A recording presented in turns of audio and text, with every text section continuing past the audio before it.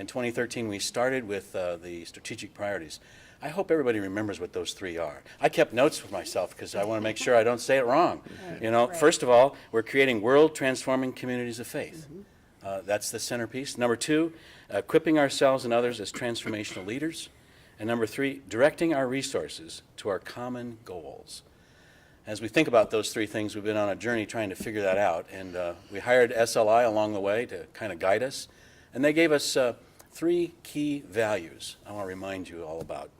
One is that we're going to develop spiritual leaders who model a community that love, learn, and lead together. And love, learn, and lead are the three L's.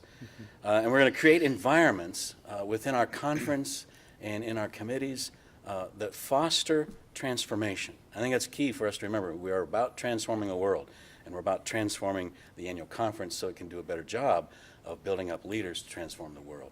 And the third one is to establish processes within our committees that are adaptive, that will bear fruit.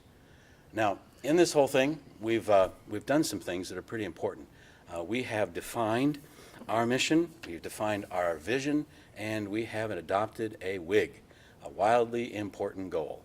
And then we began to look at staffing in the annual conference. Let's remind ourselves that our vision is God's hope, and we want to make that real in the world. God's hope for the world made real through faithful leaders, faithful communities, and fire-filled people. And I think people are going to be able to come up with that on their own eventually, but it's going to take some time for us to kind of let that seep into us all and dwell in us. And then we've defined our mission to be, as the annual conference, to inspire, equip, and connect communities of faith to cultivate world-changing disciples of Jesus Christ. I think that's, I don't know if that kind of connects a little bit more with CCMC about that really, getting people out there to really change the world and to raise up leaders for that. And then we had this wildly important goal that everybody, every church in the Annual Conference will develop a process for intentionally forming disciples of Jesus Christ by the year 2020. We had an opportunity, in fact, it was given the Bishop's operational team gave us the task of looking at some of the key salaried positions that we have and to try to align those more closely with the now new vision, mission, and our goal. We brought representatives together and we were meeting on a weekly basis to discuss these.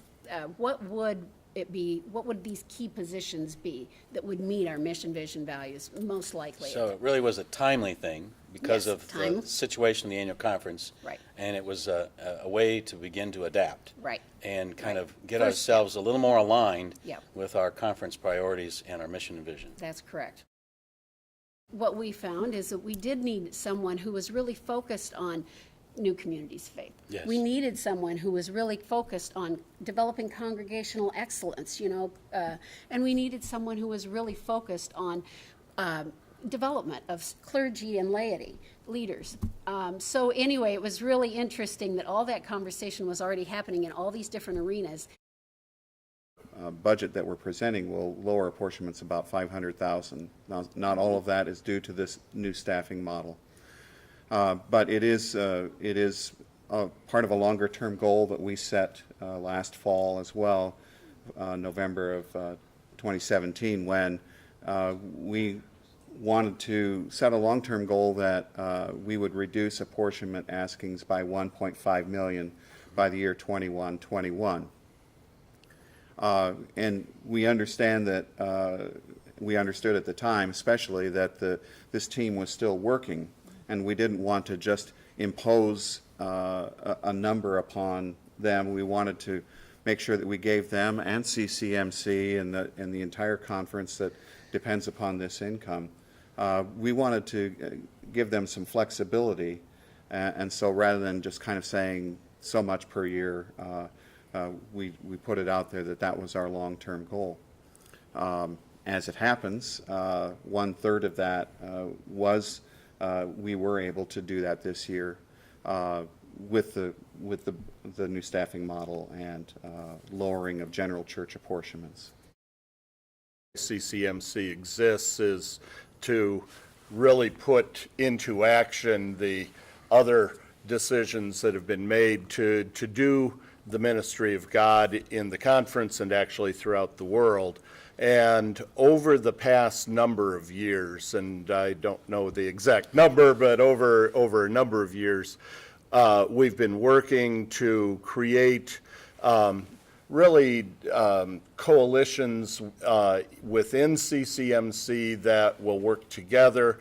We've been encouraging people to find funding that is not based on apportionments, but rather to seek out grants, to find partners elsewhere, and to use the apportionment dollars, to the very, very best that they've been able to.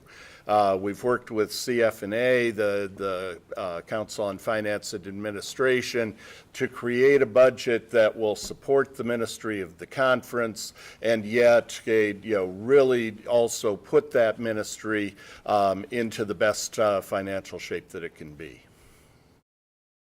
We have to work together, we have to collaborate, and we have to use our dollars wisely.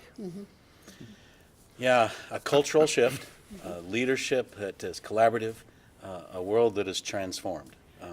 Small things, but